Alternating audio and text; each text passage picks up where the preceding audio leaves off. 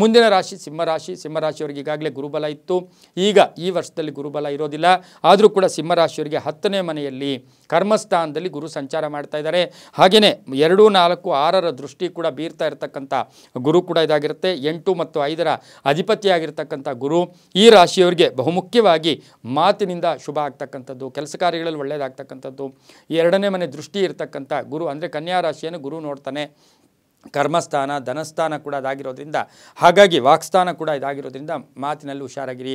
Unnecessary ಖರ್ಚು ಮಾಡೋಕ್ಕೆ ಹೋಗಬೇಡಿ. ಓವರ್ ಎಕ್ಸ್ಪೆಕ್ಟೇಷನ್ಸ್ ಬೇಡ ಅಂತ ಹೇಳುತ್ತೆ. ಉದ್ಯೋಗದಲ್ಲಿ ಶುಭ ಆಗುತ್ತೆ, ನಿರೀಕ್ಷಿತ ಫಲಗಳು ಕೂಡ ಸಿಗುತ್ತೆ. ಸ್ಥಿರ ಆಸ್ತಿಗಾಗಿ ಸ್ವಲ್ಪ ಪ್ರಯತ್ನ ಪಡ್ತಕ್ಕಂಥ ಯೋಗ, ಸ್ವಲ್ಪ ಲವಲವಿಕೆ ಇರ್ತೈತೆ, ಆರೋಗ್ಯ ಚೆನ್ನಾಗಿರುತ್ತೆ. ಹಾಗೆಯೇ ಅಲ್ಪ ಅನಾರೋಗ್ಯ ಇದ್ದರೂ ಕೂಡ ಏನು ತೊಂದರೆಗಳು ಇಲ್ಲ. ಹಣಕಾಸಿನ ವಿಷಯಗಳಲ್ಲಿ ಹುಷಾರಾಗಿರಿ.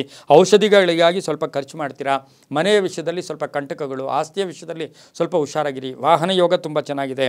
ಸರ್ಕಾರಿ ನೌಕರರಿಗೆ ಶುಭ ಆಗ್ತಕ್ಕಂಥದ್ದು, ಪಾಲುದಾರಿಕೆಯಿಂದ ಒಳ್ಳೆಯದಾಗ್ತಕ್ಕಂಥದ್ದು.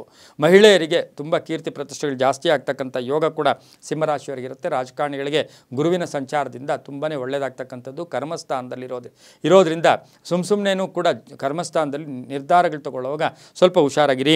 ವೃದ್ಧ ಮಹಿಳೆಯರಿಗೆ, ರೋಗಿಗಳಿಗೆ ಬೆಡ್ಶೀಟ್ ಕೊಡ್ತಕ್ಕಂಥದ್ದು, ಆಪಲ್ಲು, ಬ್ರೆಡ್ಡು, ಹಾಲು ರೋಗಿಗಳಿಗೆ ಇವರು ಭಾನುವಾರದ ದಿವಸ ದಾನ ಮಾಡೋದ್ರಿಂದ ಬಹಳಷ್ಟು ಶುಭ ಆಗುತ್ತೆ. ಕೆಂಪು ಮತ್ತು ಹಳದಿ ಬಣ್ಣವನ್ನು ಉಪಯೋಗಿಸ್ಕೊಳ್ಳಿ.